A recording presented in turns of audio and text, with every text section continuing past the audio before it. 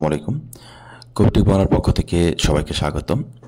শিক্ষার্থী, আশা করি তোমরা প্রত্যেকে ভালো আছো। এসএসসি ভোকেশনাল ও দাখিল ভোকেশনাল 2025, তোমরা 2025 সালে যারা এসএসসি পরীক্ষা অংশগ্রহণ করতে যাচ্ছ, পরীক্ষার কিন্তু আর বেশি দিন বাকি নেই। সামনে রোজা চলে আসতেছে, রোজার পরপরই কিন্তু পরীক্ষা। সেই ক্ষেত্রে কিন্তু তোমাদের রোজাটা ঈদটা এভাবে যদি আগের বিগত সালে যেভাবে পালন করেছো সময় ব্যয় করে, সেভাবে যদি তোমরা সময় ব্যয় করে পালন করতে চাও, তাহলে কিন্তু রেজাল্টটা খারাপ হইতে পারে। এই জন্য পড়াশোনার প্রতিও কিন্তু তোমাদেরকে যতটুক সম্ভব মনোযোগ দিতে হবে, খেয়াল দিতে হবে।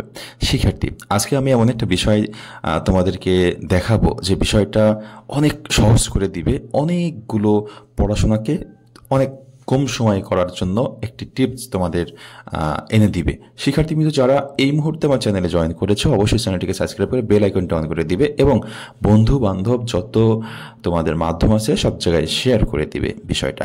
আমি বলতে চাচ্ছি ডায়ালগ। তো ডায়ালগ তো আমরা জানি আমাদের অনেকগুলো সিলেবাসে ডায়ালগ আছে। তো আমরা নর্মালি 8টা-10টা করে ডায়লগ মুখস্থ করি। তো আমি তোমাদেরকে এমন একটা টেকনিক দেখাবো যেটা জাস্ট 2টা ডায়লগ পড়লে এই মানে তোমাদের সিলেবাসে যত ডায়লগ আছে সব ডায়লগ তুমি শেষ করে ফেলতে পারবে, জাস্ট 2টা ডায়লগ তুমি যদি একটু খেয়াল করে পড়ো। দেখো, আমি এখানে কিছু ডায়লগ লিখে রেখেছি, যেমন traffic jam, road accident, load shedding, climate change, terrorism, তারপরে ডিফরেস্টেশন, এনভায়রনমেন্ট পলিউশন, এরকম কজ মানে কারণ সহ যত ডায়লগ আছে তুমি জাস্ট একটা ডায়লগের মাধ্যমে যে কোনো একটা আসলেই তুমি লিখতে পারবা। যত কারণ আছে, যেমন আছে corruption, water pollution, sound pollution, dowry system, street breaker. তো এই ধরনের ডায়লগ মানে হচ্ছে কারণ যত আছে, এই ধরনের হচ্ছে পলিউশন রিলেটেড যত ডায়লগ আছে, জাস্ট যে কোনো একটা আসলেই তুমি এই ডায়লগটা লিখবা। এই যে এখান থেকে শুরু করে জাস্ট এতটুকু লিখলেই তোমার কিন্তু একটি ডায়লগ শেষ হয়ে যাবে। যেটাই আসুক তুমি এটা লিখবা। এখন কথা হলো, স্যার আমার একটা ডায়লগ আসলো যে মনে করলাম আমার ডিফরেস্টেশন আসলো, তাহলে আমি কি করব? অথবা এনভায়রনমেন্ট পলিউশন আসলো, কি করব? এখান থেকে লিখতে হবে যে তোমার যেই ডায়লগের যেই ইয়ে দিয়ে দিবে, প্রশ্নে যে নাম দিবে সেই নাম অনুসারে তুমি লিখবা। যে এখানে আমরা দিয়েছি Rina, good morning, Mina, good morning, how are you, I am fine and you, এভাবে লিখে দিয়ে এই যে সাবজেক্টটা যে I am also fine, I want to discuss about an important subject. তো ইম্পর্টেন্ট তুমি দিতে পারো এনভায়রনমেন্ট পলিউশন, বা সাবজেক্ট রেখে দিতে পারো উইথ ইউ। এরপর এখানে দিবা what is the environment pollution, তখন অ্যাবাউট এনভায়রনমেন্ট পলিউশন এভাবে দিবা।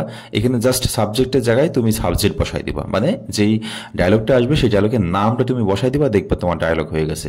ইনশাল্লাহ এটাতেও তুমি ফুল নাম্বার পাবে।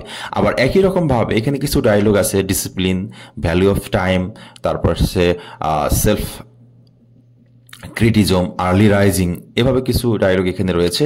এই ডায়লগগুলো তুমি যে কোনো একটা আসলে এই কটার ভিতর যে কোনো একটা আসলে তুমি কি করতে পারবা, এই ডায়লগটা লিখে দিতে পারবা।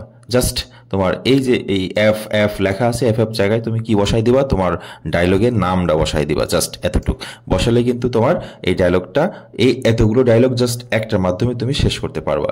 তো এই জন্যই বলছি, অনেকগুলো ডায়লগের পড়াকে তোমার একটাই রূপান্তর করে দিচ্ছে। তার মানে জাস্ট এই 2টা ডায়লগ যদি তুমি মুখস্থ করো, তো 100% পরীক্ষায় যে কোনো ডায়লগ আসলেই তুমি কিন্তু লিখে দিতে পারছো। শিক্ষার্থী কিন্তু এটি হচ্ছে একটা টেকনিক, যে তুমি অনেক পড়া মানে সময় বাঁচানোর জন্য, অনেক পড়াকে ছোট করে নিয়ে আসার জন্য এরকম টেকনিকগুলো তুমি ফলো করে নিতে পারো। ইনশাল্লাহ ভালো একটা রেজাল্টের আশাও করতে পারো।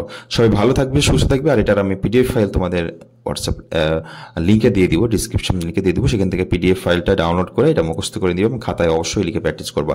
সবাই ভালো থাকো, সুস্থ থাকো, কবিটি বানানোর সাথে থাকো। সবার জন্য কামনা রইল তোমাদের পরীক্ষার জন্য। সবার জন্য পরীক্ষা ইনশাল্লাহ অনেক অনেক ভালো হয়। আল্লাহ হাফেজ।